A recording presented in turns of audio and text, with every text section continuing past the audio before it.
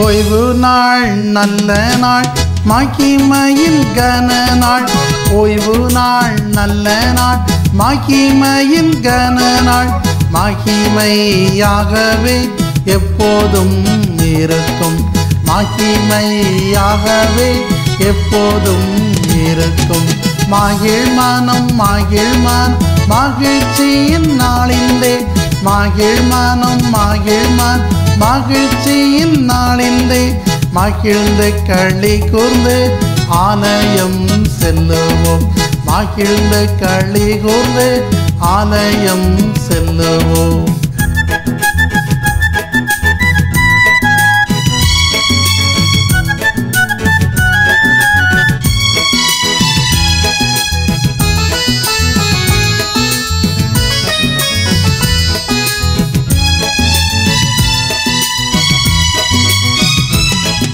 மகிழ் மனம் மகிழ்ச்சியின் நாளிலே.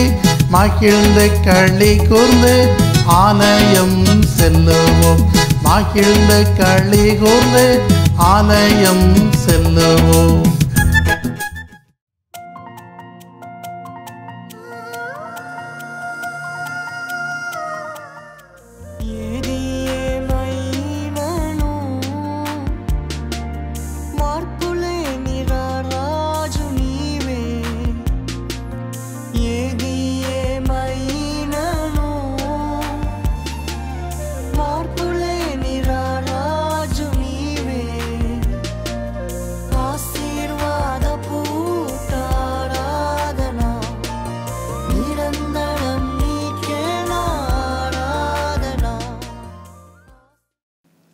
Praise the Lord. Praise the Lord. உற்சாகமாக இருக்கீங்களா? சங்கீதம் 119:19 பூமியிலே நான் பரதேசி. அதே போல் பேர் சொல்வது போல இந்த கூடாரம் எனக்கு சொந்தமானதல்ல அப்படின்னு சொல்கிறாங்க. So we are traveling missionaries அப்படின்னு சொல்லலாம். ட்ராவலிங் மிஷனரிஸ்னால் ஒரு இடத்துலேருந்து இன்னொரு இடம் மூவ் பண்ணிகிட்டே இருக்கிற கர்த்தருடைய பிள்ளைகள். போகிறமெல்லாம் சபைகள் கட்டப்படவும், விழுந்து போன கூடாரங்கள் எழுப்பப்படவும். they need the prophets and apostles. So அவருடைய தாகத்திற்கு ஏற்றபடி எந்த ஒரு பிரதிபலன் இல்லாமல் நம்ம போகிறோம். என்னுடைய ஊழிய ஆரம்பத்திலேருந்து திருச்சியிலையும் இந்தியாவில் பல மாகாணங்களையும் கட்டப்பட்ட பெருகின சபைகள் ஏராளம். நான் கல்கத்தா, அசாம் இங்கே ஒரு இடத்துக்கு போயிருந்தேன். அந்த இடத்துல மொத்தமே 50 பேர் கூட இல்லை. அங்கே வந்து மீட்டிங் நடத்துகிறதே ரொம்ப கஷ்டம். பெரிய ஒரு அமெரிக்கன் ஊழியக்காரன் வந்தும் 50 லட்சம் செலவழித்தும் வெறும் 500 பேர் தான் இருந்தாங்க. என்னுடைய பேர் ஜீசஸ் பேர்லாம் தெரியாது. அந்த மாதிரி ஒரு இடத்துக்கு தான் நான் போயிருந்தேன். ஸோ பலவான கட்டின பிற்பாடு அந்த ஃபுட்பால் கிரவுண்டில் 22,000 பேர் வந்திருந்தாங்க. பாஸ்டருக்கு ஒரே சந்தோஷம். இன்றைக்கு அந்த பாஸ்டர் 2,000 பேர் உள்ள சர்ச் ஏசியில் கட்டியிருக்கலாம். அதனால் தண்டிக்கிறது ஸ்தோத்திரம். கான்பூரில் நான் தெருவில் பேசினேன். அதில் கர்த்தர் தொட்ட சந்தோஷி பூரிங்கிற காஷ்மீர் பிராமின் அவராண்ட நேம் கால் பண்ணி விபத்தில் உடஞ்சி காணாமற் போன எலும்பை உருவாக்கி பிசாசுகள் நிறைந்த குடும்பத்தை விடுதலையாக்கி இன்றைக்கு அவருடைய சர்ச்சில் ஒரு சர்ச் கிடையாது, ஆனால் ப்ராபஸி படி ஆண்டவர் பல காரியம் சொன்னார். கங்கை நதிக்கு போகிற பிணங்களை நீ எழுப்புவேன், 8 குஷ்டர்களை குணமாக்குவேன், குருடலை பார்வை செய்வேன் அப்படின்னு சொன்னார். இன்றைக்குடைய எல்லா கிளை சபையை சேர்த்து ஒரு 12,000 பேர் இருக்காங்க. ஸோ இதுதான் எனக்கு கொடுக்கப்பட்ட அழைப்புகள். எந்த திருச்சபைக்கு போனாலும் சரி, சபைக்கு போனாலும் சரி, தேவனுடைய வார்த்தையை சொல்லி அந்த சபை கட்டப்படணும், சபை பெருகணும். But my work is not as a pastor. பாஸ்டர்னால் அந்த இடத்துல இருக்கிறவங்கள உங்களுடைய நல்லது கெட்ட எல்லாத்தையும் பங்கு பெறுவாங்க. ஸோ அவர்கள் மோட்சத்துக்கு போகிற வரைக்கும் உங்களை வழி நடத்துவாங்க. என்னுடைய வேலை காட்டில் சிங்கத்தை அடித்து சிங்கத்து வயிற்றில் இருக்கிற ஆடுகளை பாஸ்டர் ஸ்கேலை போடுக வேண்டியதான் என்னுடைய வேலை. என்னை நினைவு கூறும்படி இதை செய்யுங்கன்னு ஆண்டு சொன்னார். லூக்கா 22:19. என்னை நினைவு கூறும்படி செய்யுங்கன்னா அப்போஸ்தலர் நடவடிக்கைகள் 2 கடைசியில் அவர்கள் தினந்தோறும் அப்பம் பிட்டு தேவனை ஆராய்த்தார்கள். ஆக்சுவலாக நம்ம கம்யூனியன் ஃபர்ஸ்ட் வீக் தான் கொண்டாடுறோம். ஆனால் ஆதி காலத்து அப்போஸ்தலர் படி தினந்தோறும் கர்த்தருடைய ராப்போரில் பங்கு பெறுவாங்க. இதைத்தான் 1 கொரிந்தியர் 11:24 பவுல் சொல்கிறார். Remember the Lord Jesus and his passions on the cross. அவருடைய காயங்களை நினைவு கூறுங்க அப்படின்னு சொல்கிறார். தம்பி சொன்ன மாதிரி சாட்டையில் இயேசப்பா அடிக்கும்போது அவருடைய உடம்புல 975 காயங்கள் ஏற்பட்டது. 975 காயங்களில் லிவர், கிட்னி எல்லாமே போயிட்டு. நான் ஜீசஸை நேராக பார்க்கும்போது கேட்டேன், நீங்கள் சிலுவையில் எப்படி தொங்குனீங்கன்னு கேட்டேன்.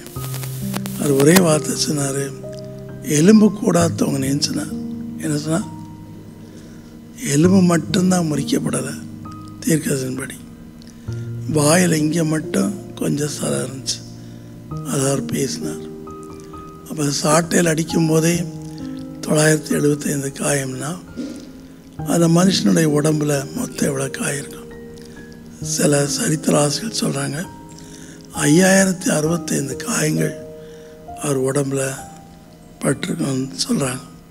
சரித்திர ஆசிரியர்கள், வேதாகம வல்லுநர்கள் சொல்கிறாங்க.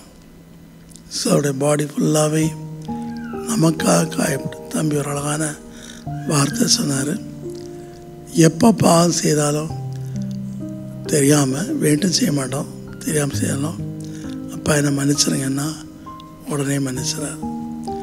உடனே நம்மளை பிதாவின் சமத்துக்கு கொண்டு போகிறார். இப்படிப்பட்ட ஒரு நல்ல இயேசப்பானுடைய அன்பை நம்ம தினமும் நினைவுக்கு வரணும். தினமும் ஜெபம் செய்யும்போது நீங்கள் எனக்காக மரித்ததுக்கு நன்றி அப்படின்னு சொல்லணும். இன்றைக்கி நான் அதை பற்றி பேச போகிறதில்ல, லென்டன் டேஸ். பட் இன்றைக்கி நான் வேற ஒரு காரியத்தை பேச இருக்கிறேன். எபேசியர் 3 15 கடைசி வரைக்கும் யாராவது வாசிங்க. எபேசியர் 3:15 கடைசி.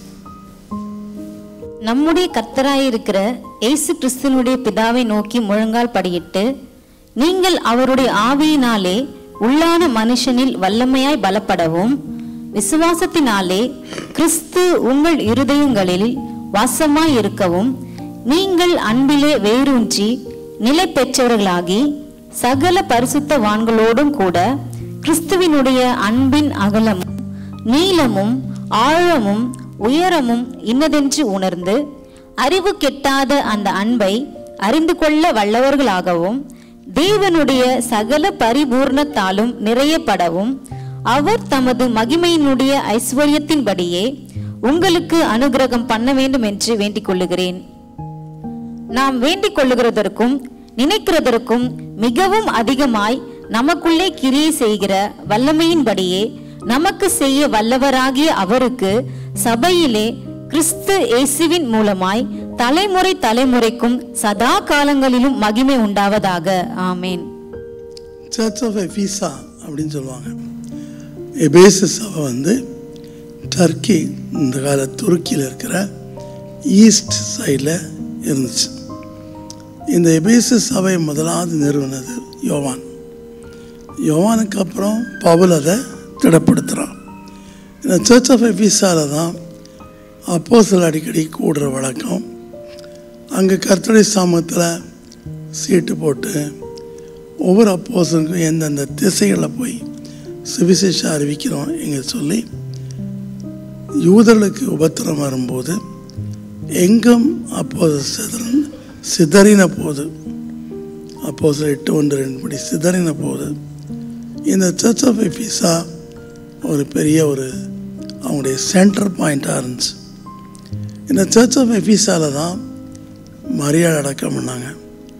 இந்த சர்ச் ஆஃப் எபீசாவில் கிட்டத்தட்ட அந்த காலத்தில் சரித்திர கணக்குப்படி சுமார் 10,000 விசுவாசி இருந்தாங்க. யோவான் உபத்திரத்துக்காக போன ஒருபாடு பவுல் அடிக்கடி இந்த சர்ச்சுக்கு போகிற வழக்கம். அதே நேரத்தில் யோவான் அந்த சர்ச் ஆஃப் எபீசாவை மறந்ததே இல்லை. நீங்கள் எபேசு 2 படித்தீங்கன்னா எபேசு சபை அப்படின்னு வரும், சர்ச் ஆஃப் எபீசா. இது ஒரு பெரிய பிஸ்னஸ் ஹப் அப்படின்னு சொல்லலாம். இந்த பிஸ்னஸ் ஹப் ரோம பேரரசுக்கு மிகவும் பெரியமான ஒரு இடம். இந்த இடத்துல தான் அப்போதெல்லாம் கூடுனாங்க. பிற்பாடு பவுல் அந்த சர்ச்சில் விசுவாச பலப்படுத்தினார். அடிக்கடி அப்போஸ்தலர்கள் பல சமயம் இந்த இடத்தை விசிட் பண்ணுவாங்க. அப்போ இந்த சபை பற்றி பவுல் சொல்லும்போது எபேசியர் 1 5:6 கிறிஸ்துவுக்குள் தமக்கு மகிமையின் புகழ்ச்சியாக உங்களை சுவிகார புத்திரமாக தமது கிருபையின் ஐஸ்வர்யத்தினால் தெரிந்து கொண்டார். The Church of Ephesus believers are thought to be the heirs of Jesus Christ. சுவிகார புத்திர அப்படின்னா ஏசப்பாவுடைய பிரதர்ஸ் சிஸ்டர்ஸ், அது மட்டும் இல்லை, அப்பா பிதாவின் கூப்பிடப்படுகிற புத்திர சுவிகாரத்தின் ஆவி, சுதந்திரவாளிகள். முந்தைய ஆண்டவருக்கு சுதந்திரவாளிகள் வந்து யூதர்கள், எனக்கு சொந்தமான ஜனம் அப்படின்னு சொன்னார். ஆபிரகாமின் ஜனம், ஈசாக்கின் ஜனம், யாக்கோபின் ஜனம் என்று சொன்னார். இன்றைக்கு யூதர்கள் தங்களை மாரடித்து சொல்லுவாங்க, we are the descendants of Abraham.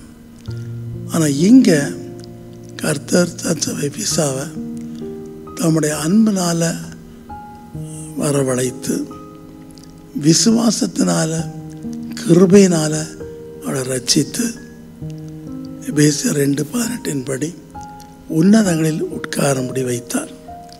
சொல்லப்போனால் முதிர்ந்த ஆவிக்குரிய சபை அப்படின்னு சொல்லலாம். பல காலமாக அவருடைய ஐக்கியத்தில் இருந்த சபை அப்படின்னு சொல்லலாம். முதல்ல ஏசப்பாட அதிகமாக அன்பு கூர்ந்த சபையும் எபேசு சபை. அதை வெளிப்படுத்த 2:4 பார்க்கலாம். ஆதியிலே நீ கொண்டிருந்த அன்பு அப்படின்னு சொல்கிறாங்க. ஸோ இந்த 2வது அதிகாரத்துக்கு பவுல் வரும்போது அவருக்கு ஒரு வார்த்தையை சொல்கிறார்.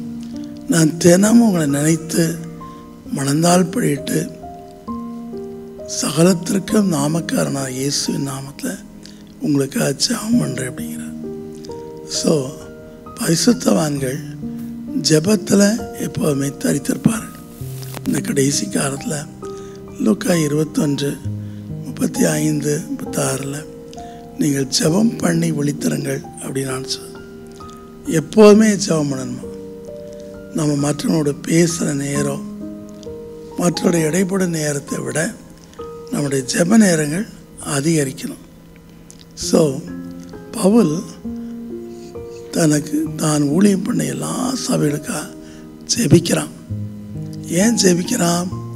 2 கொரிந்தியர் 11:28 இவை எல்லாவற்றையும் விட சபைகளை குறித்த பாரம் என்னை நெருக்கிறதுன்னு சொல்கிறான். அவன் அடிப்பட்டேன், காயப்பட்டேன், நிர்வாணமாக்கப்பட்டேன், சிறைச்சாலை தள்ளினாங்க, கடல் மோசம் வந்துச்சு, எல்லாத்தையும் முன்னாடி சொல்கிறான். கிறிஸ்துவ நிமித்தம் எப்படிலாம் பாடுபட்டேன்.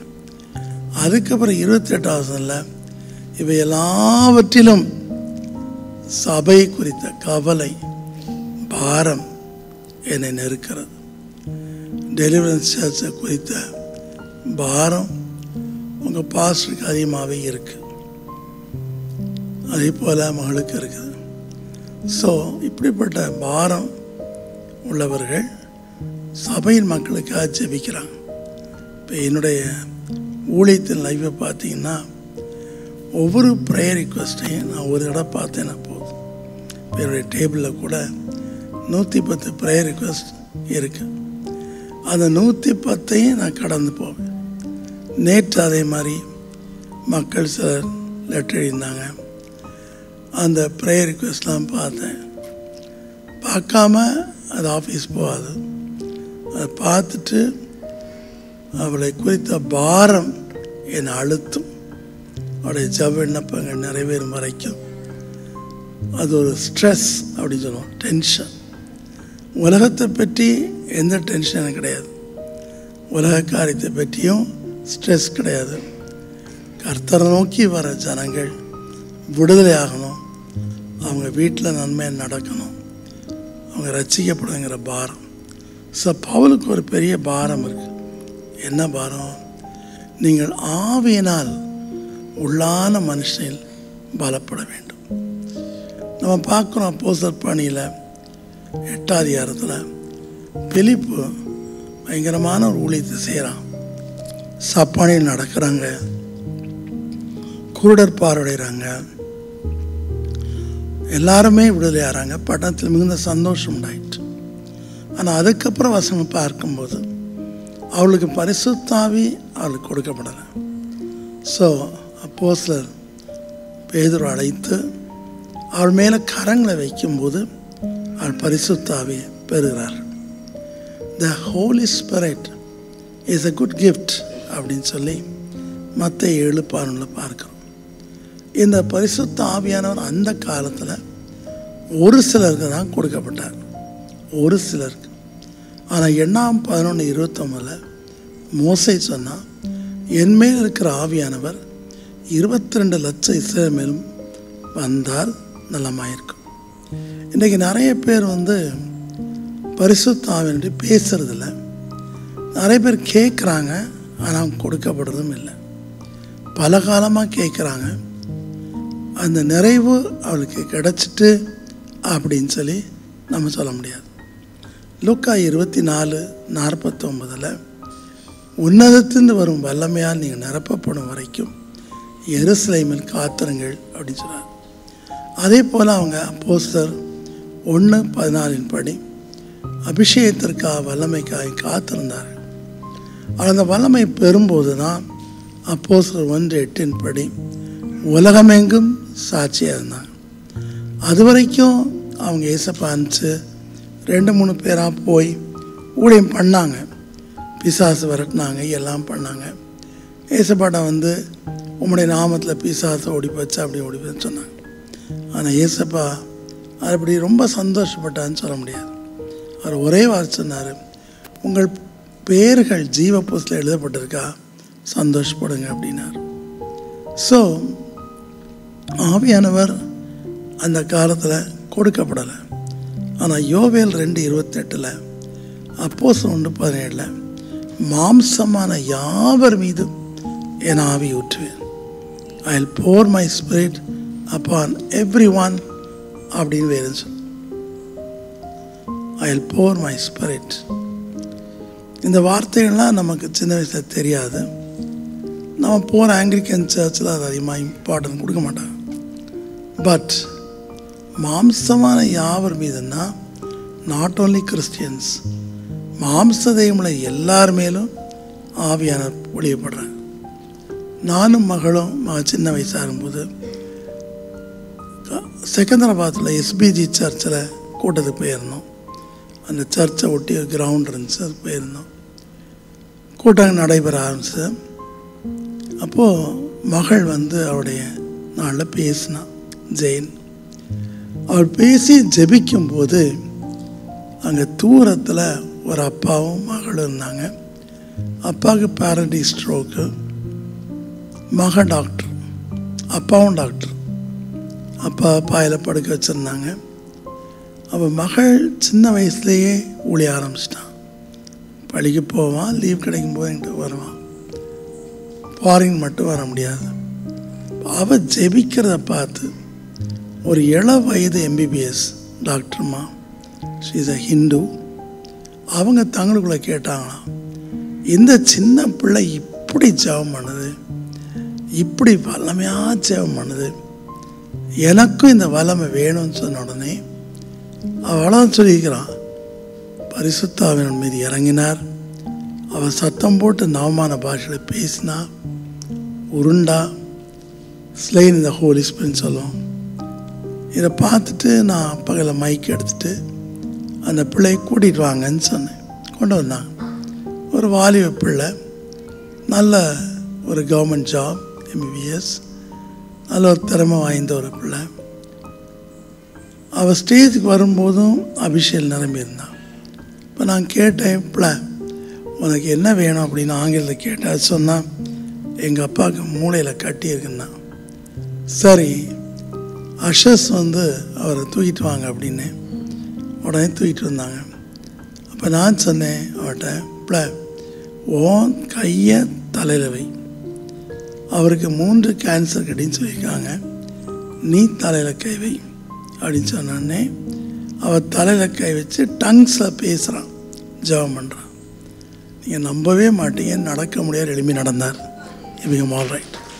ஸோ பரிசுத்த ஆவியான் வரும்போது நீங்கள் பலனடைந்து உலகமெங்கும் எனக்கு சாட்சி அளிப்பீர். அது நம்பர் 1. நம்பர் 2 உள்ளான மனுஷனில் நீங்கள் பலப்படுவீங்க. நமக்கு 2 மனுஷன் எப்படி சொல்கிறான், தி old man and the new man. இதே 2 Corinthians 4 கடைசி நம்ம பார்க்குறோம்.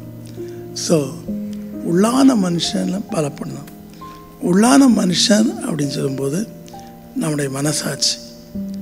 நம்ம எல்லாருக்குமே ஒரே மனசாட்சி தான். பூமியில் எல்லாருக்குமே ஒரே மனசாட்சி தான். அந்த மனசாட்சியில் அவங்க தப்பு பண்ணால் மனசாட்சி குத்தும். அது அவருடைய உள்ளத்தில் தீபமாக இருக்குது. நீதிமொழியில் 20:27 அவங்க உள்ளத்தில் அது தீபமாக இருக்குது, தேவனுடைய தீபம். அந்த தீபம் அது எந்த மதத்தினராக இருந்தாலும் திருடக்கூடாது, பொய் சொல்லக்கூடாது அப்படிலாம் சொல்லிகிட்டே இருக்கும். பட் அந்த உள்ளான மனுஷன் பலவீனப்பட்டு போயிட்டான், பாவத்தினால இறந்து போயிட்டு. அதாவது ரோமர் 7 கடைசி வசனங்களை பவுல் சொல்கிறான், உள்ளான மனுஷன் படி தேவனுக்கு பிரியமாக இருக்க விரும்புகிறேன், ஆனால் என் மாம்சத்திலோ நான் விரும்பாதை செய்கிறேன் அப்படின்னு சொல்லுவேன். உள்ளான மனசாட்சியில் ஆண்டவருக்கு பிரியமாக நடக்கணும், இயேசுவுக்கு பிரியமாக நடக்கணும், இன்றைக்கி பொய் சொல்லக்கூடாது, இன்றைக்கி தவறக்கூடாது அப்படிலாம் நம்ம நினைக்கிறோம். நல்ல மனசோடு நினைக்கிறோம், நல்ல மனசோடு நாள ஆரம்பிக்கிறோம். ஆனால் மாம்சம் பலவீனம் உள்ளது. மத்தேயுல 26:41 சொன்னார், மாம்சம் பலவீனம் உள்ளது. ஸோ மாம்ச சிந்தை ரோமர் 8:6 படி மரணம். நம்முடைய மாம்சத்தின் சிந்தைகள் உள்ளான நல்மனசாட்சியை கெடுக்கிறது, அதை அமுக்கிறது. ஒரு சமயத்தில் நான் ஜெயில் சூப்பரண்டோடு ஜெயிலுக்கு போயிருந்தேன். அங்கே ஒரு 4 அடி உயரத்தில் ஒரு கொலகாரனை வச்சுருந்தாங்க, அந்த சின்ன ரூம்குள்ளே. அவன் இங்கிட்டு அசைஞ்சிட்டே இருந்தான். அவன் பேர் சத்தியமூர்த்தி. என்னடா பேர் சத்தியமூர்த்தியாக இருக்கே, கிறிஸ்டினாக இருப்பானான்னு நினச்சேன். அப்போ ஜெயில் வார்டன்ட்ட கேட்டேன், இவரை ஏன் இங்கே வச்சுருக்கீங்க அப்படின்னு கேட்டேன். அவர் சொன்னார், இவன் 28 பேரை கொலை பண்ணான் அப்படின்னார். 28 பேரை கொலை பண்ணான். அப்போ எனக்கு அவன்கிட்ட பேசணுன்னு ஆசையாக இருந்துச்சு. நான் அவன்கிட்ட பேசினேன், எப்படி உனக்கு கொலை பண்ண மனசு வந்துச்சு அப்படின்னு கேட்டேன். நம்மளும் தான் ஆஸ்பத்திரியில் எவ்வளோ பேர் அறுக்கிறோம், பிளட் எடுக்கிறோம். ஆனால் வெளியே அந்த ஹாஸ்பிட்டலில் இருக்க டாக்டரையோ அல்லது நர்ஸையோ யாராவது பிளேடு வச்சு கீறினா நமக்கு அழுக வருது. ஆனால் ஆஸ்பத்திரிக்குள்ளே ஆப்ரேஷன் பண்ணும்போது நமக்கு அழுக வராது. எப்படியாவது பேஷண்ட்டை காப்பாற்றணுங்கிற எண்ணத்தினால நம்ம கார்பெண்டர் ஆயிடுறோம், பேஷண்ட் கட்டையாக மாறிடுறோம். நம்ம பரிதாபப்பட்டால் பேஷண்ட்டை காப்பாற்ற முடியாது.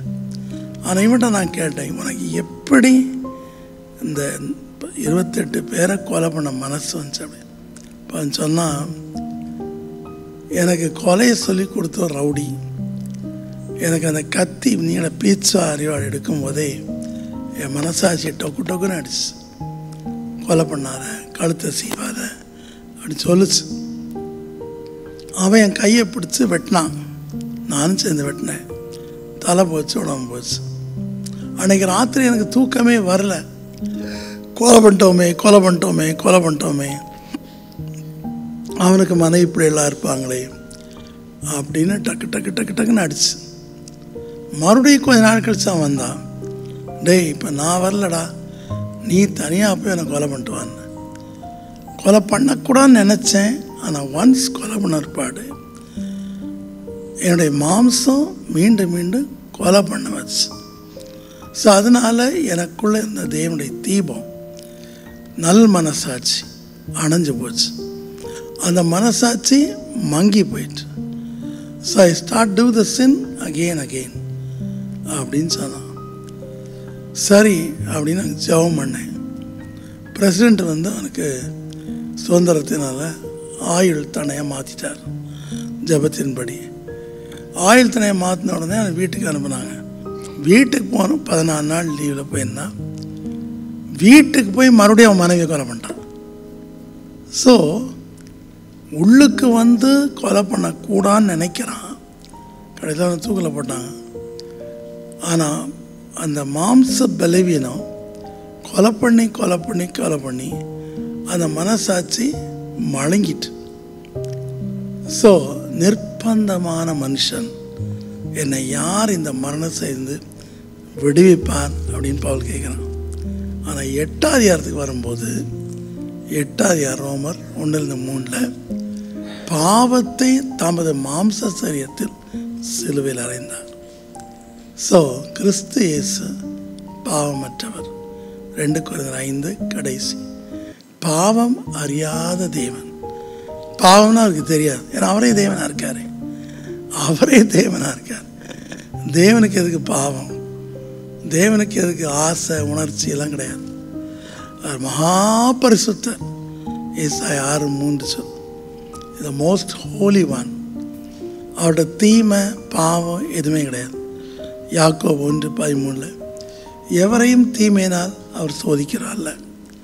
ஸோ சோதனைப்படுகிறவன் தன்னுடைய சுயேச்சையினால் இழுக்கப்படான்னு வேறு.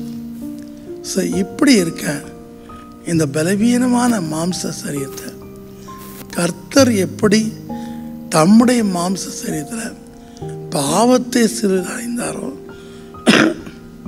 புதிய உயிர்த்தெழுதின் வல்லமையால் அவருடைய சரீரம் மாறினதோ, அதே போல் நம்முடைய மாம்ச சரீர எண்ணங்கள், மாம்ச சரீர பலவீனங்கள் சிலுவையில் அறையப்படும். கலாத்தியர் 2:20 இனி நான் அல்ல, கிறிஸ்து என்னோடு இருக்கார், நான் அவர் கூட சிலுவையில் அறையப்பட்டேன். சிலுவையில் அறையப்பட்டதை வந்து ரோமர் 6 நீங்கள் ஞானஸ்தானம் பெறும்போது தண்ணிக்குள்ள முங்கும்போது நீங்கள் பழைய பாவம் செத்துட்டீங்க, புதிய சிஷிப்பாக வந்துட்டீங்கன்னு காட்டு. அடங்காத என் சித்தத்தை அடக்கி ஆளுமையா. அல்லேலூயா. ஸோ பரிசுத்த ஆவியானவர் நமக்கு டங்ஸில் மட்டும் இல்லை, உடம்பு முழுவதும் போகணும். அல்லேலூயா. நமக்கு தெரிஞ்ச ஒரு பாடலை நம்ம பாடும். அது சீக்கிரத்தில் நீங்கிவிடும் லேசான உபத்திரவம் இல்லை. அதில் 2 லைனை மட்டும் நான் பாடும். அதி சீக்கிரத்தில் இந்த லேசான உபத்திரவம் அதி சீக்கிரத்தில் நீங்கிவிடும். இந்த லேசான உபத்திரவம் சோர்ந்து போகாதே, நீ சோர்ந்து போகாதே, சோர்ந்து போகாதே, நீ சோர்ந்து போகாதே, அதி சீக்கிரத்தில் நீங்கிவிடும். இந்த லேசான உபத்திரவம் அதி சீக்கிரத்தில் நீங்கிவிடும். இந்த லேசான உபத்திரவம் அந்த மனிதன் நாளுக்கு நாள் புதிதாக்கப்படுகின்ற நேரமிது. உள்ளார்ந்த மனிதன்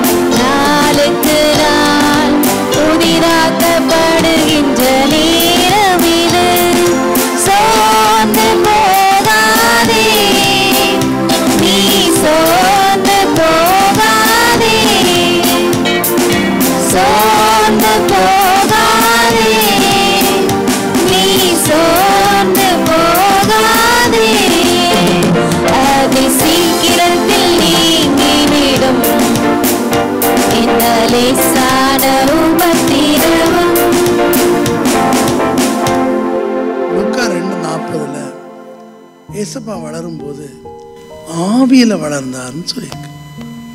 லூக்கா 4 அதிகாரத்தில் 13 ஆவியிலே பலன் கொண்டார் இருக்கு. லூக்கா 4:1 ஆவியில நிறைந்தார். ஸோ முதலாவது அபிஷேகம் பெறுறோம், நவமான பாஷை பேசும். எல்லாருக்குமே ஆண்டவர் கொடுப்பார், நோ பார். அது எந்த சபையாக இருந்தால் யார் தான் கொடுப்பார். ஆனால் நீங்கள் அதுக்காக கேட்கணும். You have to ask. Ask and it shall be given. மத்தேயு 7:7-11. அப்போ அபிஷேகத்தின் ஆவி நமக்குள்ளே இருக்கும்போது பிசாசு நமக்குள்ளே வர மாட்டான். ஆவியாக இருக்கிற கர்த்தர் நமக்குள்ளே வரார். அவர் நமக்குள்ளே இருக்கும்போது 1 யோவான் 3:24 படி இயேசு நம்மோடு இருக்கிறார். ஹல்லேலூயா. ஆனால் நீங்கள் தப்பு விடுறது என்னென்னா, டங்ஸ் மட்டும் கிடைச்சா அபிஷேகம் கிடையாது. அந்த டங்ஸு நம்ம உறுப்புகளுக்குள்ளே ஃபுல்லாக போகணும். கைக்குள்ளே, காலுக்குள்ளே, கண்ணுக்குள்ளே அதெல்லாம் போகணும். அதைத்தான் நிறைவு அப்படின்னு நம்ம சொல்லுவோம். அது என்ன சொல்லுவோம்? நிறைவு. ஓரல் ராபர்ட்ஸ் விகில்ஸ்வர்த் அவருடைய சரித்திரத்தை பார்த்தீங்கன்னா, ஒருத்தருக்கு முடி நவமான பாஷை பேசுகிறேன், ஒருத்தருக்கு மூக்கு நவமான பாஷை பேசுகிறேன். நான் ஒரு குறிப்பிட்ட இடத்துக்கு போகும்போது ராத்திரி 11:30 மணிக்கு மதுரைக்கு போயிருந்தேன். ஒரு இரும்பு வாசல், பெரிய ஒரு பங்களாமாக இருந்துச்சு. அந்த வாசலுக்கு போகும்போதே அந்த அப்பா அம்மா ஓடி வந்தாங்க. இது எல்லாமே கீறல், ரத்த காயம். உள்ளே போகாதீங்க, பிசாசு இருக்கான், அவன் 7 பேரை இறங்கி கொண்டுட்டான் அப்படின்னா. என் கூட வீராதி வீரர்கள், ஜப வீரர்லாம் கொண்டு போயிருந்தேன். ஒருத்தர் பேங்க் மேனேஜர், இன்னொருத்தர் இபியில் ஒர்க் பண்ண, இன்னொரு ஜப வீரர், இன்னொருத்தர் மிஷனரி. இது 4 பேரும் இதை பார்த்தோன்னே அவங்களாம் ஓடி போயிட்டாங்க, என்னை தனியாக விட்டுட்டு. நான் மட்டும் வீட்டு வாசலில் இருக்கிறேன். எனக்கு பொதுவாகவே அட்வென்ச்சர் ரொம்ப பிடிக்கும். எதோ மக்கள் முடியாதுன்னு சொல்கிறாங்களோ அதை செய்து காட்டணும். அதுதான் மெடிக்கல் லைன். எது முடியாதுன்னு சொல்லுதோ அதுதான் என்னுடைய டாக்டர் செய்து காமிப்பாங்க.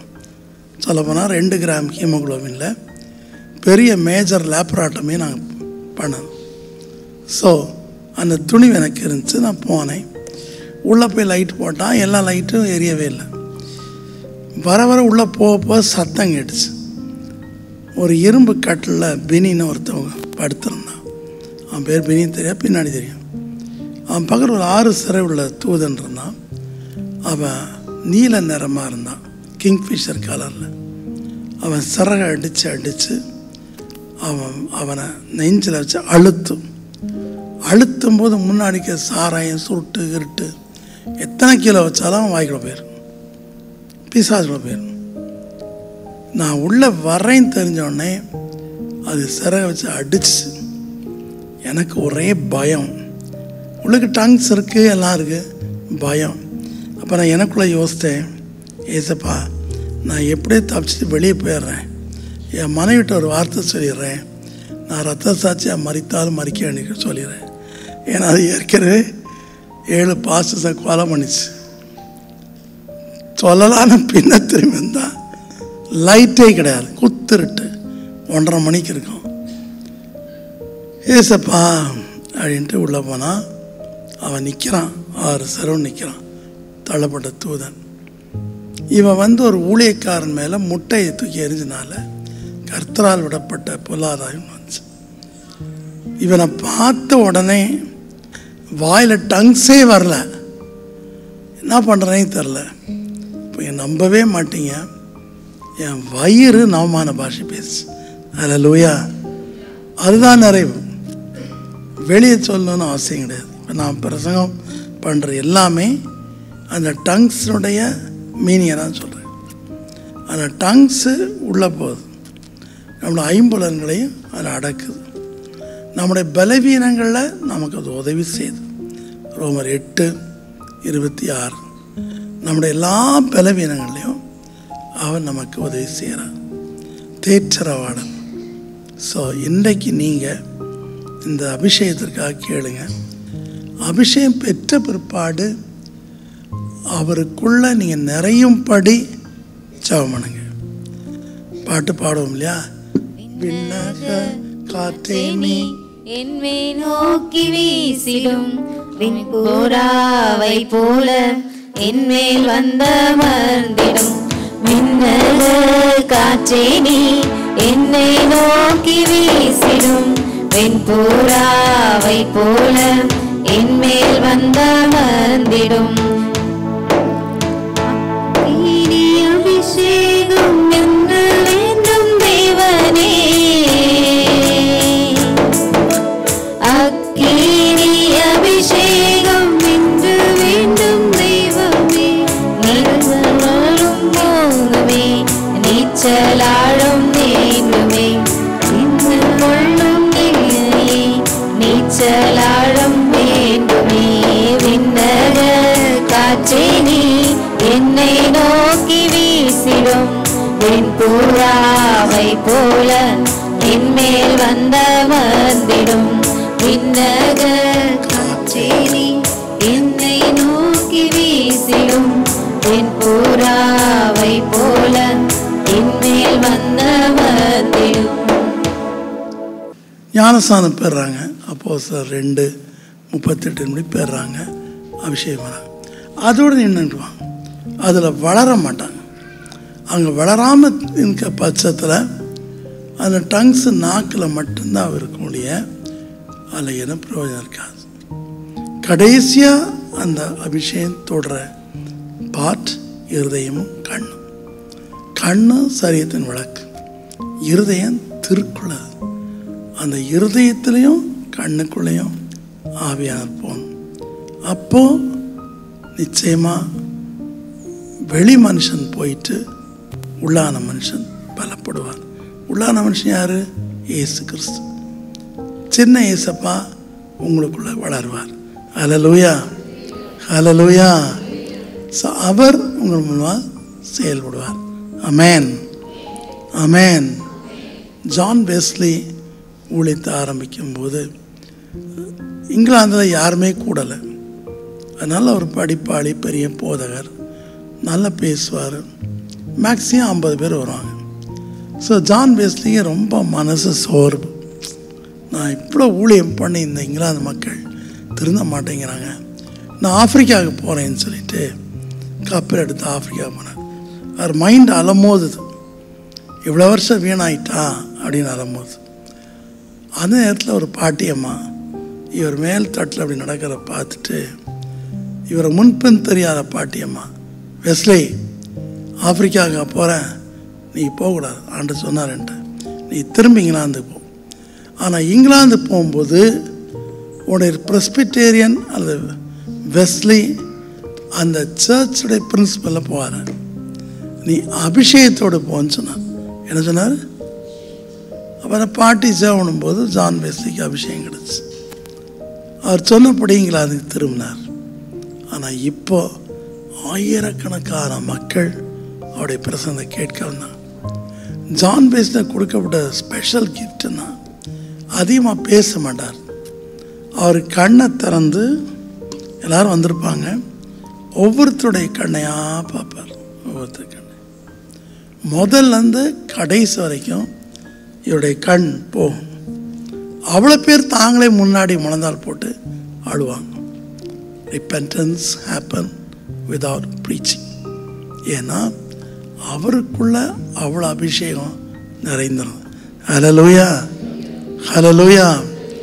அடிக்கடி மத போதர்கிட்ட கேட்பாங்க, ஐயா உங்கள்கிட்ட வந்தால் மட்டும் ஏன் ஜனங்கள் ஆடுறாங்கப்பா, எங்கிட்டலாம் ஆட மாட்டேங்கிறாங்கப்பா.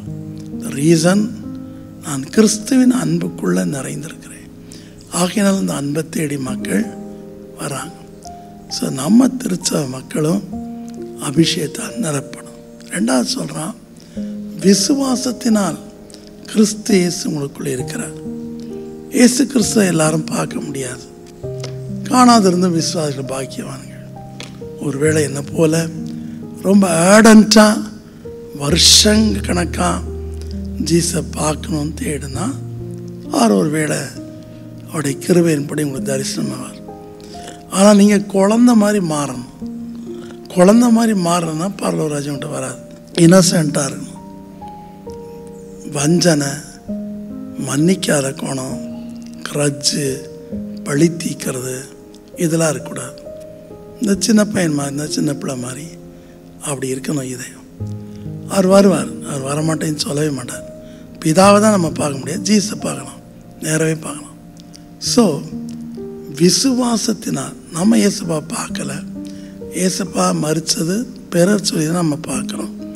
பைபிளில் சொல்லப்பட நம்புகிறோம், சுவிசேஷம் சொல்லப்பட்ட உடனே நம்புகிறோம், அவரை ஏற்றுக்கொள்கிறோம். அப்போ இவங்க என்ன சொல்கிறான், விசுவாசத்தினால இயேசு கிறிஸ்து, அந்த வசனவாசி 16, விசுவாசத்திலே கிறிஸ்து உங்கள் இருதயங்களில் வாசமாய் இருக்கவும், விசுவாசத்தினாலே கிறிஸ்து இயேசு உங்களில் வாசமாய் இருக்கிறார். அபிஷேகம் பெற்ற ஏற்பாடு 1 யோவான் 3:24 படி இயேசுப்பா நமக்குள்ள இருக்கார். ஸோ எப்போதுமே உங்களுக்குள்ள ஒரு தைரியம் இருக்கணும், ஜீசஸ் எனக்குள்ள இருக்கிறார் என்கிற தைரியம் உங்களுக்கு இருக்கணும். தீட்டும் அசுத்தமாக இருந்தால் அது இருக்க மாட்டார்.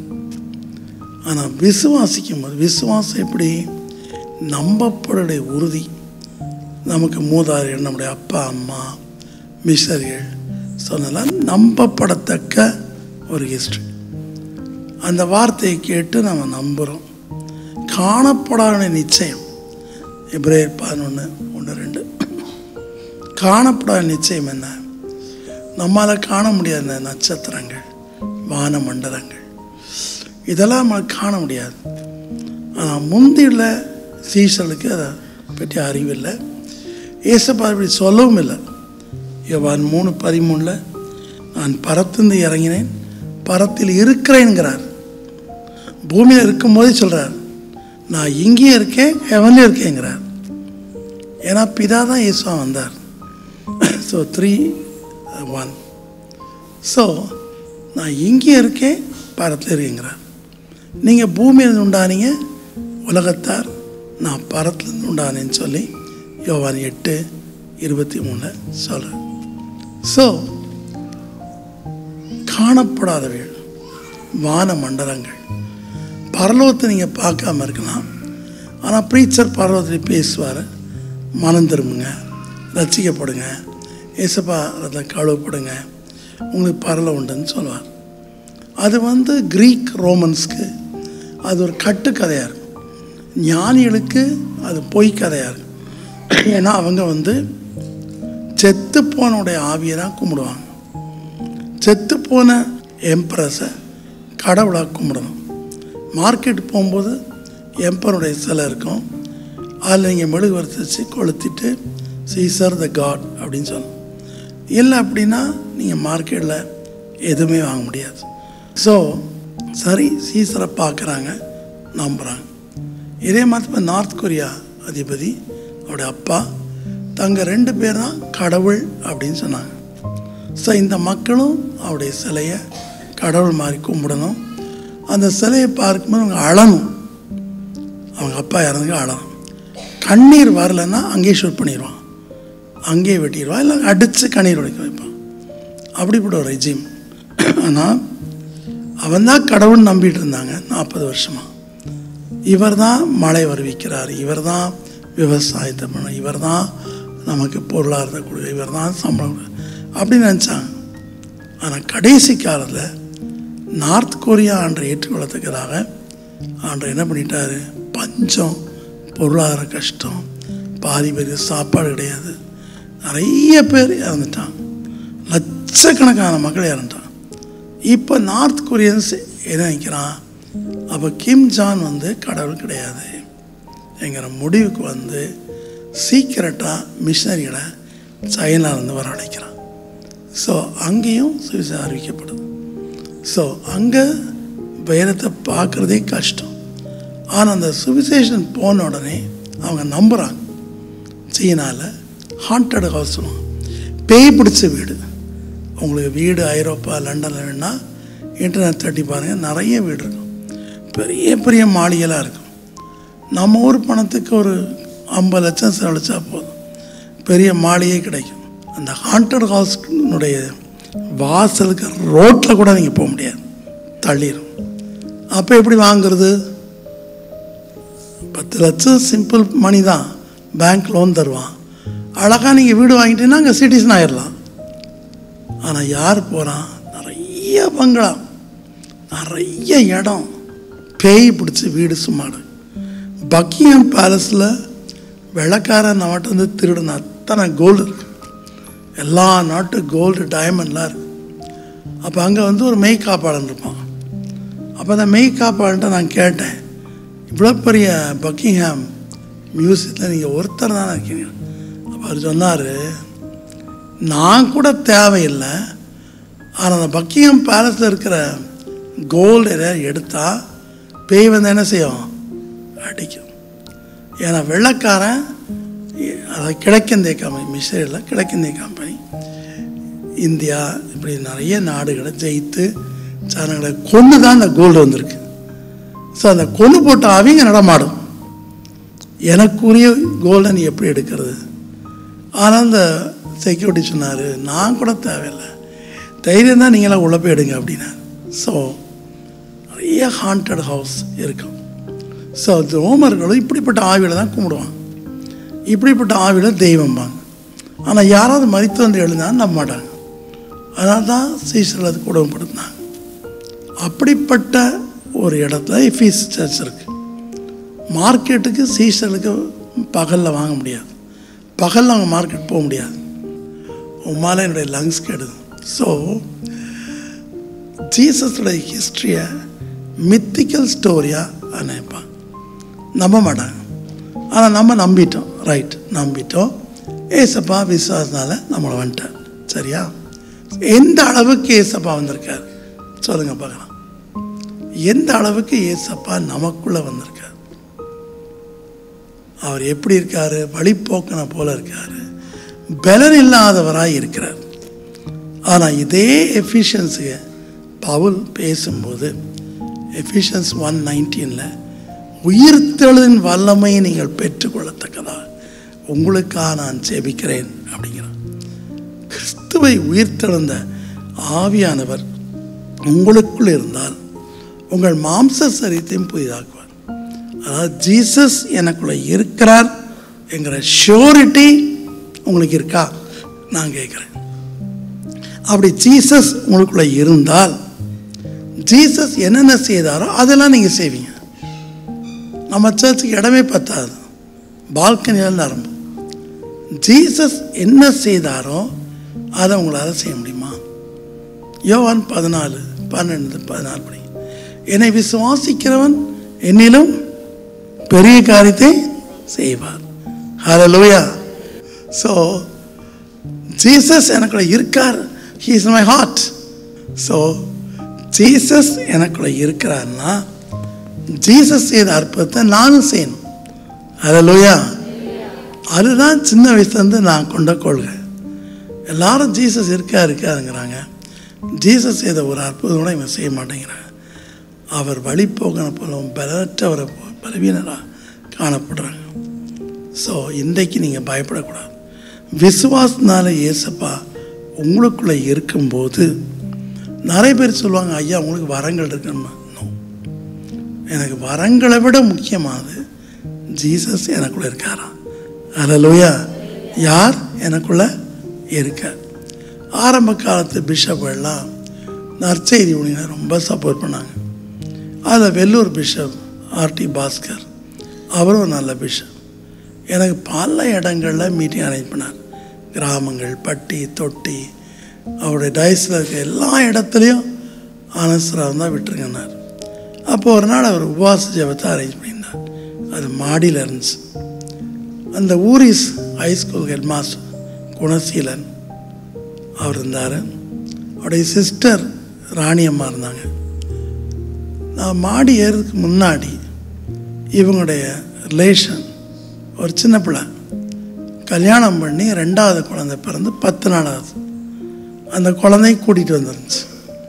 கூட்டிகிட்டு வந்து சொல்லிச்சு, ஒரு டெலகிராம் அரேபியாந்து வந்துருந்துச்சு, அமெரிக்கன் ஆசிருந்து, யுவர் ஹஸ்பண்ட் வாஸ் டெட், உன் புருஷன் இறந்து 2 நாள் ஆகிட்டு, please take the visa and come and see the face of your husband. நீ கடைசியாக அவன் புருஷனுடைய முகத்தை பாரு. அப்படி நீ வரலன்னா 5வது நாளில் நாங்கள் கஃபீன் பாக்ஸில் வச்சு வெள்ளூருக்கு அனுப்பிச்சிடுவோம் ஸ்பெஷல் ஃப்ளைட்டில் அப்படின்னு இருந்துச்சு. பிஷப் என்கிட்ட காமிச்சார். அவங்க பிஷப் ரிலேஷன். அவங்க நான் இந்த தாயை பார்க்குறேன், இளவய தாய் 10 நாள் குழந்தையோடு கையில் ஏந்தி இருக்கு, அழுது. அது என்கிட்ட கேட்டது, பிரதர் எனக்கு ஒரு நாள் விசா கிடச்சிருமா, நான் நாளைக்காவது போக முடியுமா அப்படின்னு கேட்டுச்சு. எனக்குள்ள இந்த ஜீசஸ் என்ன சொன்னார்னா, நான் ஜெபம் ஆரம்பித்தேன். சகல விதமான ஆறுதலின் தெய்வம் நம்ம சிஎஸ்ஐ ஆரம்பிப்போம் இறந்தவங்களுக்கா. ஸோ அந்த ஜெபத்தை நான் ஆரம்பித்தேன். ஹோலி ஸ்பிரிட் ஒரு தட்டு தட்டினார். நான் நேற்று சொன்னேன் இல்லையா, ஹோலி ஸ்பிரிட் என்ன பண்ணுவார், தட்டுவார். தட்டிட்டு கேட்டார், உனக்குள்ள யார் இருக்கா அப்படின்னார். என்ன கேட்டார், உனக்குள்ள, எனக்கும் அவருக்கு நடக்கிற கான்வர்சேஷன் உங்களுக்கு தான் தெரியாது, உனக்குள்ள யார் இருக்கார், ஜீசஸ் நீங்கள் இருக்கீங்க அப்படின்னு. அப்போ சொல்லு, இந்த அம்மாக்காக நீ ஜெபம் பண்ண வேண்டாம், ஒரு சென்டென்ஸ் சொல்லு, 5 நாளில் அவரை நான் உயிரோடு கொண்டு வரேன்னு சொல்லு அப்படின்னா. 250 ஃபீட்லேருந்து விழுந்திருக்கார். கீழே ரப்பர் தண்ணீர் வந்தால ரொம்ப முறிவில்லை, ஆனால் ஸ்பைன்லாம் முறிவு. நான் ஜீசஸ்கிட்ட கேட்குறேன், நீங்களே 4 நாள் கழிச்சானே எழுப்புறீங்க, நானும் நீங்களும் ஈக்குவலாக, நீங்கள் எவ்வளோ பவர், நீங்கள் தேவகுமார், நீங்கள் ஆண்டவராக ஏசு அப்படின்னு சொல்கிறேன். எனக்கு சொல்ல மனசு வேற வரல. ஐயோ அது நடக்கலைன்னா என்னை பொய்த்திருக்க செய்வாங்களே, என்னென்னோ சொல்லுவாங்களே அப்படின்னு நான் நினைக்கிறேன். ஸோ நான் எனக்குள்ளே சொல்லிட்டேன், ஜீசஸ் நான் சொல்லவே மாட்டேன், சொன்னால் நிச்சயம் என்ன சொல்லுவாங்க, பொய் சொல்கிறான் அப்படிமா, அப்படி தானே. அப்போ தான் ஊழிய ஆரம்பிச்சிருக்கேன். அதில் வேறு அந்த அமெரிக்கன் ஹாஸ்பிட்டலில் வேலை செய்கிற 2-3 நர்சஸ் தான் எனக்கு தெரியும், சிஎம்சி நர்சஸ், ஒரு 2-3 டாக்டர்ஸும் தெரியும். அப்போ ஜீசஸ் என்ன கேட்குறாரு, நான் என்னைக்காவது பொய் சொல்லியிருக்கேனான்னு கேட்டார். என்ன கேட்டார், அப்படி ஜீசஸ் உங்கள்கிட்ட பேசுகிறாரா, என்கிட்ட அப்படிலாம் பேசுகிறான்னு சொல்லலாம், கை தூங்குவாரா, ஏன் உங்கள்கிட்ட பேச மாட்டேங்கிறாரு, நீங்கள் விசுவாசத்தில் இன்னும் வளரல. விசுவாசத்தில் வளருனா ரோமர் 10:17 அவருடைய வார்த்தை உங்களுக்குள்ள இருக்கணும், அது விசுவாசத்தை வளரச்சு. 1 கொரிந்தியர் 12:9 ஆவியானவர் வரும்போது விசுவாசம் வளரும். பழைய ஏற்பாட்டு சரித்திரனை படிக்கும்போது விசுவாசம் வளரும். இயேசுவின் நாமத்தை அடிக்கடி சொல்லும்போது விசுவாசம் வரும். ஸோ நான் பொய் சொல்லியிருக்கேனா அவன்கிட்ட அப்படின்னாரு. என்ன கேட்டார், நான் சொன்னதை சொல்லு அப்படின்னார். எனக்கு இங்கே பயம், கைகாலாம் நடுங்குது. நான் சொல்கிறேன், அப்படியா நீ ஒன்றும் கவலைப்படாத, அவன் புருஷன் உயிரோடு வந்துடுவா 5ஆவது நாள்னு சொல்லிட்டேன். அங்கே டாக்டர்ஸ் நர்ஸஸ்லாம் டிஸ்கஸ் பண்ணுறாங்களாம், இந்த ஆனந்தராய் என்னைக்கு கிறிஸ்தவ மந்திரவாதியை மாறினா, அவன் தான் செத்து வாழ பணமாக கிடக்கிறானே அப்படின்னு பேசுகிறாங்களாம். நான் யார்கிட்டையும் பேசல, ஜீசத்தை ஒரே சண்டை போடுற மாதிரி சொல்கிறேன். என்னை வம்பில் மாட்டிட்டு பார்த்தீங்களா, எனக்கு ஒவ்வொரு மணி நேரமும் நாள் போயிட்டே இருக்கு. 5ஆம் நாள் வந்தால் அவன் உயிரோடு வரணும். ஒரே பயம், திகில் வேற. பரீட்சையில் ஃபெயில் ஆகிட்டோம்னு நினைக்கிறேன். ஆனால் ஜீசஸ் மட்டும் சொல்கிறாரு, என்னை விசுவாசிக்கிறவன் என்னிலும் பெரிதானவனை செய்வான். அப்போ ஜீசஸ் 4 நாள், 5 நாள் உனக்கு கூட. அப்படா 5ஆம் நாள் வந்துச்சு, ஃபோன் வந்துச்சு, தேங்க்யூ ஃபார் யர் ப்ரேயர்ஸ், அவன் உயிரோடு வந்துட்டான். உங்கள் ஜீசஸ் ஏப்ரஹாம் ஜோசஃபை உயிரோடிவிட்டார். இன்றைக்கி அவன் 3 குழந்தைகள் இருக்குது, எல்லாம் பெருசாகிட்டு. அவன் நான் ஸ்பான்சர் பண்ணியிருந்தான். அவன் விழுந்த அந்த இடத்தெல்லாம் பார்த்தேன், டிவிட்டெல்லாம் பார்த்தேன். ஸோ விசுவாசத்தினாலே கிறிஸ்து இயேசு இருக்கிறார். உங்களுக்கு எது முடியலையோ, நீங்கள் ஏசப்பா எவ்வளோ நம்புறீங்களோ அந்த அளவுக்கு விசுவாசின் பலனை காண்பீர்கள். கர்த்தர் தெளிவாக சொல்றார் சங்கீதம் 34 கடைசியில், அவரை நம்புகிற ஒருவர் மீதும் வெட்கம் சுமராது. they will not be disappointed. குழந்தை கைகால் இல்லாமல் பிறக்கலாம், குழந்தை கண் இல்லாமல் பிறக்கலாம், குழந்தை கைகால் செயலற்று இருக்கலாம், அல்லது உங்களுடைய வாழ்க்கையில் வேலை இல்லாமல் இருக்கலாம், இன்கம் இல்லாமல் இருக்கலாம், அது ஒரு அற்புதம் நடக்காமல் இருக்கலாம். பட் எவ்வளோ தூரம் நீங்கள் அவரை நம்புறீங்களோ அவ்வளோ தூரம் அவர் பெரிய காரியம் செய்வார். கரணை தட்டி கருத்தை சொல். உங்களுக்கு பெரிய காரியம் செய்யும்போது 4 பேர் நீங்கள் சொல்கிறத நம்புவாங்க. என் பேரனுடைய படிப்பை பற்றி நாங்கள் ரொம்ப ஜெபம் பண்ணோம். அவன் இவ்வளோ தூரம் வருவான்னு நாங்கள் நினச்சதே கிடையாது. ஏன்னா அப்படி இருந்தான். அதனால் நடக்க முடியாது, கண்ணு சரியாக தெரியாது, ஜீரணிக்கவே செய்யாது. அம்மா மடியிலே போட்டு இப்படி சைடில் அவனை வச்சு அவனுக்கு ஊட்டணும். பாதி வாமிட்டு வந்துடும். ஏன்னா குடல்லாம் ஃபார்ம் ஆகலை, ப்ளூ பேபி தானே. எல்லா டாக்டர்ஸ் சொல்லிட்டாங்க உங்கள் தலையெழுத்து குழந்தை இப்படி தான் இருப்போம். ஆனால் நான் ஆண்டுகிட்ட கேட்டேன், ஆனால் எதுக்காக என்னுடைய பேரன் இப்படி பிறந்தா அப்படின்னு 2-3 ரீசன் சொன்னார். 3வது ரீசன் என்ன சொன்னார் தெரியுமா? உன் வீட்டிலே உனக்கு ப்ராக்டிக்கல் ட்ரைனிங் தரேனார். அல்லேலூயா. என்ன சொன்னார்? உன் வீட்டிலேயே, அதாவது இப்போது உங்களுக்கு ஏதாவது உங்களுக்கு நடந்தால் எனக்கு விசுவாசம் நிறைய வரும். நம்ம வீட்டிலே நடந்தால் எப்படி இருக்கும் சொல்லுங்கள் பார்க்கலாம். உங்கள் வீட்டிலே ஒரு காரியம் இப்படி நடந்தால் உங்களுக்கு விசுவாசம் வருமா? அழுதுட்டு இருப்பாங்க. என்ன செய்வாங்க? ஆமாம், நிறைய பேபிஸ் வளர்ச்சி இல்லாமல் இருப்பாங்க. அதை ஏசப்பாச்சுனாரும் உனக்கு ப்ராக்டிக்கல் ட்ரைனிங் தரேன். தலையில் கை வச்சு அபிஷேகம் பாஸ் பண்ணி ஒவ்வொரு ஆர்கனாக டெவலப் பண்ணிச்சு. அவள் ஈவன் 10th முடிப்பான்னு கூட நாங்கள் நினைக்கல. ஆனால் +2 76% பாஸ் பண்ணிட்டான். இப்போ பிஏயும் பாஸ் பண்ணிட்டான். இவன் மாஸ்டர் டிகிரியும் அவன் பண்ணுறான். So is a living example for your faith. Doctors எது முடியாதுன்னு சொன்னாங்களோ அதை செய்ய என் இயேசு வல்லவராக இருக்கிறார். அல்லேலூயா. ரிச் மேன் எது உங்களுக்கு கொடுக்கலையோ அது ஆண்டவர் கொடுக்க ஆயத்தமாக இருக்க. அல்லேலூயா. நீங்கள் எப்போதுமே நான் ஏழைன்னு சொல்லக்கூடாது. Lord Jesus make me rich. ரோமர் 10:12. அவர் தம்மை தொழுது கொள்கிற அனைவருக்கும் ஐஸ்வர்ய சமனாக. அடுத்தது விசுவாசம் சொல்லும்போது ஏசப்பாவுக்குள்ளே இருக்கும்போது ஏசப்பாட்ட ஒரு பெரிய விஷயம் என்னென்னா, அவர் ஒரு பார்வையே போதும். அவர் நடந்தாலே போதும், ஜனங்கள் ஆட்டோமேட்டிக்காக வளர்ந்துருவாங்க. மத்தேயு 9:9 பாருங்கள். அதில் டாக்ஸ் கலெக்டர்கிட்ட ஒரு பெருசாக ஒன்று பேசல, கம் ஃபாலோ மீனார். அவன் ஒரு டாக்ஸ் கலெக்டர். அவனை யூதரை மதிக்க மாட்டான். திட்டு பையன். என்ன பையன் சொல்ல மாட்டீங்களா? கமிஷன் மண்டி. என்ன மண்டி? யூதனுக்கு யூதனை ரோமர் வச்சுருந்தாங்க. மேத்யூனுடைய பேக்ரவுண்டை நீங்கள் ஹிஸ்ட்ரியில் பார்த்தா தெரியும். அதான் ரோமருக்கு 10 நாணயம்னா இப்போ ஒரு நாணயம் சைடில் இப்படி போட்டுருவான். ஸோ இந்த டாக்ஸ் கலெக்டர் யூதர்கள் ஆயக்காரம்பாங்க. என்ன சொல்லுவாங்க? ஆயக்காரம், பாவி, மோச்சது போகிறவன் அப்படிம்பாங்க.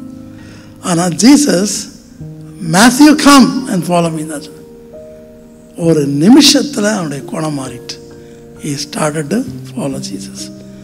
ஸோ ஜீசஸ் உங்களுக்குள்ள இருந்தால் எப்பேற்பட்ட பாவியும் உங்களுடைய பார்வையிலே மனம் திரும்பிடுவான். ஹல்லேலூயா, ஹல்லேலூயா, praise the Lord. சொல்லுங்க, praise the Lord. ஒரு அப்பா இருந்தார். என் பையன் ரொம்ப முரட்டு பையன், யானை ரவுடி. அவர் பெரிய ப்ரொஃபஸர். என் பையன் நான் கூட்டிகிட்டு வரேன், நல்லா திட்டுங்க அப்படின்னார். என்ன சொன்னார்? நல்லா திட்டுங்க, நீங்கள் சபிச்சாலும் பரவாயில்ல, அவன் ஆக்சிடெண்ட்டில் படுக்கையாக இருந்தான் பரவாயில்ல, என் வயிற்றில் அவன் பிறந்திருக்கானே, நல்ல மனுஷன். அவர் தான் எனக்கு முதல்ல மெட்ராஸில் ஒரு பெரிய ஹால் அரேஞ்ச் பண்ணான். ஸோ இந்த பையனை கூட்டிகிட்டு வந்தாங்க. இந்த படுபாவி எல்லாம் அந்த முடியெல்லாம் பார்த்தீங்கன்னா தூக்கணாங்குருவி மாதிரி இருக்கும். இவன் பிஷவேரில் படிச்சுட்டு இருந்தான். உட்காந்துருந்தான். எனக்கு கிளினிக் முடிக்கவே 11 மணி ஆயிரும். நாங்கள் அவ்வளோ கடுமையாக வேலை செய்வோம். அம்மா நைட் 2 மணிக்கெல்லாம் சாப்பாடு கொண்டு வருவாங்க, தனியாக அங்கே வண்டிகாரத்தை கொண்டு வருவாங்க. அவ்வளோ வேலை இருக்கும். ஸோ இவன் உட்காந்துட்டு இடந்தான். இவன் தனக்கூட என்ன சொல்கிறான், மந்திரியை கூட பார்த்துடலாம், யார இவரை பார்க்க இவ்வளோ நேரமா அப்படின்னு. அப்போ திடீர்னு இடந்தான். நான் வந்தேன், காஃபி குடிச்சேன்னு தெரியல, அம்மாவுக்கு ஞாபகம் இருக்கான்னு தெரியல. வந்தா வெளியே உட்காந்தான், சின்ன ரூம், வாப்பா அப்படின்னு. இவர் ரெடியாக இருக்கார். அப்பா இன்னைக்கு சரியான திட்டு வாங்க போகிறான், தீர்க்கதரிசிகிட்ட சரியான திட்டு வாங்க போகிறான் அப்படின்னார். நான் அவனை திட்டவே இல்லை, அவன் செய்கிற பாவத்தை பற்றி நான் பேசலை. ஒரே ஒரு வார்த்தை சொன்னேன், நீ வேகமாய் ஓடுகிற பெண்ணோட்டம் அப்படின்னு. என்ன சொன்னேன்? ஆம்பளை பார்த்து என்ன சொன்னேன்? வேகமாய் ஓடுகிற பெண்ணோட்டம். திசை தெரியாமல் ஓடிட்டு இருக்கேன், ஆனால் உனக்கு இன்னும் 2 அடி தூரத்தில் ரெட் லைன் இருக்கு. அந்த ரெட் லைனை தாண்டினா பாராளத்துக்கு போயிடுவேன். அந்த ஆண்டவனை அதுக்கு அழைக்கலை அப்படின்னு. அப்பா அம்மாவையும் எவ்வளோ கண்டிச்சு அவன் ரவுடித்தனம் போகவே இல்லை. இதை மட்டும் நான் சொன்னேன். சரி போப்பா, நீ மந்திரியை பார்த்த மாதிரி எனக்கா ரொம்ப வெயிட் பண்ணிட்டேன், தேங்க்ஸ் அப்படின்னு. என்ன சொன்னேன்? அவனுக்கு எப்படி இருந்திருக்கும்? இவரை இப்படிலாம் பேசினோமே, இவர் நமக்கு தேங்க்ஸ் சொல்கிறாருன்னு அவனுக்கு ஆச்சரியம். ஸோ நான் அனுப்பிச்சிட்டேன். கொஞ்ச நாள் கழித்து நான் அவனை சந்தித்தப்போ அவன் மெட்ராஸில் ஒரு பெரிய ஊழியக்காரனாக இருக்கான், ஒரு பாடனாகவும் இருக்கு. ஸோ ஜீசஸ் உங்களுக்குள்ளே இருக்கும்போது இந்த சபைக்கு வாங்க அப்படின்னு நீங்கள் சொல்லும்போது அவன் வருவான். ப்ரொவைடட் ஜீசஸ் உங்களுக்குள்ள இருக்கணும். ப்ரொவைடர் யார் இருக்கணும்? உங்களுக்குள்ள இயேசுவை அவன் காண வேண்டும். கலாத்தியர் 4:14. இயேசுவை போலவும் தூதனை போலவும் என்னை ஏற்றுக்கொண்டீர்களே அப்படிங்கிற கிறிஸ்துவின் புது சாயலால் நீங்கள் மாற்றப்படுகிறீர்கள். எபேசியர் 4 அது 23-24, கொலோசியர் 3:10. கடைசியாக அறிவு கெட்டாத அன்பில் வளருங்க. 1 யோவான் 4:8-18 தேவன் அன்பாகவே இருக்கிறார் அப்படின்னு சொல்லி, God is love and full of love. Yatra 34:6, சங்கீதம் 103:8, யோனா 4:2, சங்கீதம் 86:15, சங்கீதம் 111:5, யோனா 4:2, தானியேல் 9:18-19 அவர் மிகுந்த இரக்கமும் மனதுருக்கமும் கிருபையும் உள்ள தேவன். இது abundant grace and abundant love and abundant mercy. இரக்கத்தில் ஐஸ்வர்யம் உள்ளவர். எபேசியர் 2:4. இரக்கத்தில் ஐஸ்வர்யம் உள்ளவர், மனதுருக்கத்தில் ஐஸ்வர்யம் உள்ளவர். மார்க் 1:41 இயேசு அவன் மீது மனதுருகி அவனை தொட்டார். தொடக்கூடாது, குஷ்டரோகியை தொட்டார். எனக்கு சித்தம் உண்டு, நீ சுத்தமான்னு சொன்ன. நம்முடைய சுயநலத்துக்காக இயேசுவை தேடக்கூடாது. அப்போ இயேசுவின் மீது அன்பு கூறவன் போதகர் மீது அன்பு செலுத்துவான், இருக்கிற சபை மக்கள் மீது அன்பு செலுத்துவான். கடைசி அன்பு மத்தேயு 9:36 இயேசு மனதுருகி மெய்ப்பனில்லாத ஆடுகளைப் போல இருக்கிறார். இன்றைக்கு நம்ம இந்தியாவில் எத்தனை பேர் இயேசு அறியாமல் இருக்காங்க, எத்தனை பேர் தற்கொலை பண்ணுறாங்க, எத்தனை குடும்பங்கள் பிரிஞ்சு கிடக்கு, எத்தனை வீட்டில் எவ்வளோ பிரச்சனை இருக்குது. இதெல்லாம் பார்க்கும்போது நமக்கு தூக்கமே வராது. நானும் என் மனைவியும் தினமும் ராத்திரி குடும்ப ஜெபம் பண்ணும்போது ஏதாவது ஒரு புது ரீசன் வரும். வட இந்தியாவில் கொல்லப்படுகிற கிறிஸ்தவங்க பிள்ளைகளை கடத்துறாங்க, சின்ன பிள்ளைகளை அசிங்கப்படுத்தி கொலை பண்ணுறாங்க. அதெல்லாம் மனசு ஆழத்தில் எனக்கு பதியும். அதே மாதிரி கொடூரமாக கொலை பண்ணுறலாம் என்னால் பார்க்க முடியாது, அதனால் அதெல்லாம் மறைச்சிருவாங்க. பட் இதெல்லாம் பார்க்கும்போது என் மனசுக்குள்ள யார் அவங்களுக்கு பேசி விசேஷம் சொல்லுவான், யார் அவங்ககிட்ட போய் ஜெபம் பண்ணுவான். அறுவடை மிகுதியாக இருக்கிறது. ஏசப்பா சொன்னார் 9 கடைசி, அறுவடை மிகுதியாக இருக்கிறது. நீங்கள் வெளிப்படுத்த போகிற அன்புக்காக ஜனங்கள் ஏங்கி நிற்கிறார்கள். அன்பா ஒரு வார்த்தை சொல்றதுக்கு ஆள் இல்லையே ஏங்கி நிற்கிறார். ஆனால் நம்ம அன்பை பாராட்டுறோமா, இல்லை எடுத்த உடனே அவன் பாவின்னு சொல்லி திட்டிடுறோமா? நினச்சிப்பா. அது எவ்வளோ பாவம் நிறைஞ்ச வீடாக இருந்தாலும் அன்பு தான் முக்கியம். அல்லேலூயா. அன்பே பிரதானம். Praise the Lord. அன்பின் வல்லமைக்கு ஒத்த அன்பு எதுவுமே கிடையாது. பாவத்தை தண்ணீர் போல் பருகி வந்தேன், கோபத்துக்குள்ளாகி கெட்டழிந்தேன். பாவத்தை தண்ணீர் போல் பருகி வந்தேன், கோபத்துக்குள்ளாகி கெட்டழிந்தேன். சாபத்துக்கேதுவாய் சஞ்சரித்தேன், சாபத்துக்கேதுவாய் சஞ்சரித்தேன். சாபத்தை அன்புடன் சைத்தீரை என்னாத, சாபத்தை அன்புடன் சைத்தீரை என்னாத. பாவி உடல் பொருள் அத்தனை உமக்காக படைக்கிறேன் ஆண்டவரே. பாவி உடல் பொருள் அத்தனையும் உமக்காக படைக்கிறேன் ஆண்டவரே. பங்க குருசி படுத்திறந்தோ, தங்கத்தேருமேனி தரித்தரந்தோ. பங்க குருசி படுத்திறந்தோ, தங்கத்தேருமே தரித்தரந்தோ.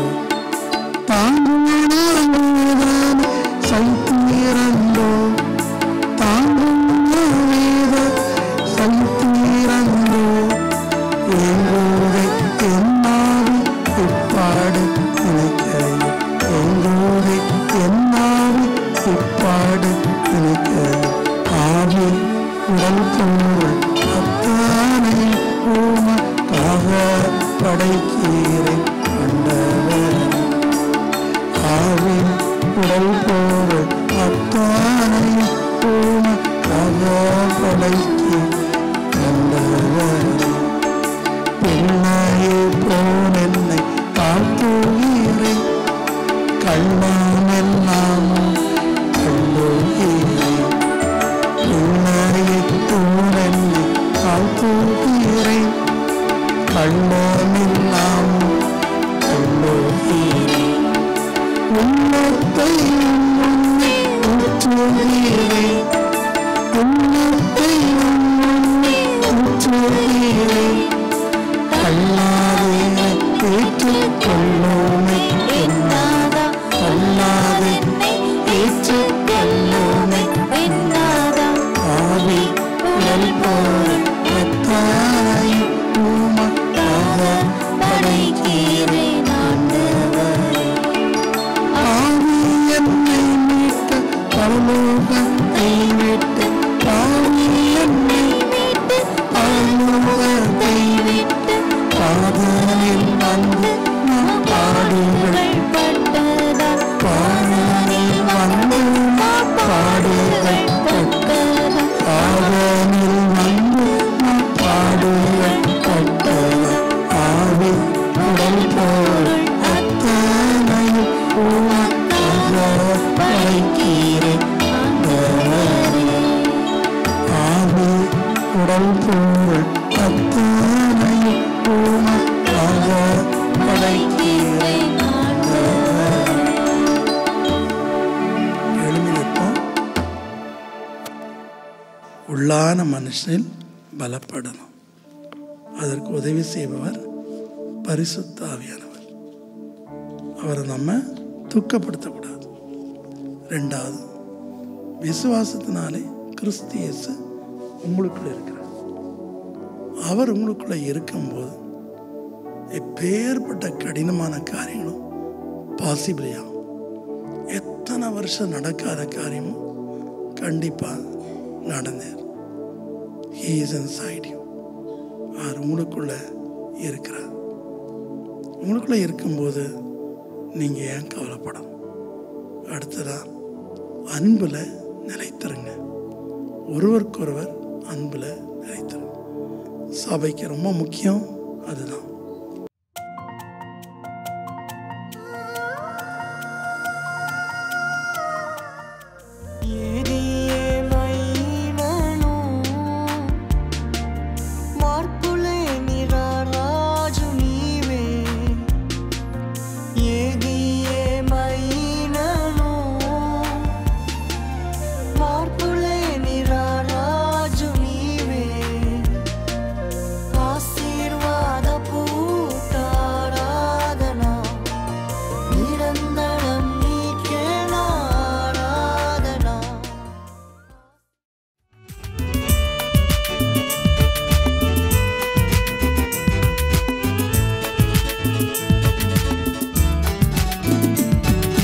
கர்த்தருக்குள் என்றும் இசைந்திருப்போம், அவருக்குள் ஒரே ஆவியாயிருப்போம்.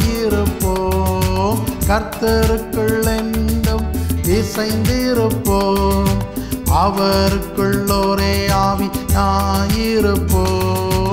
ஆவியினாலும் சரீரத்தினாலும் மகிமை செலுத்திடுவோம், கர்த்தருக்கே என்றும். ஆவியினாலும் சரீரத்தினாலும் மகிமை செலுத்திடுவோம்,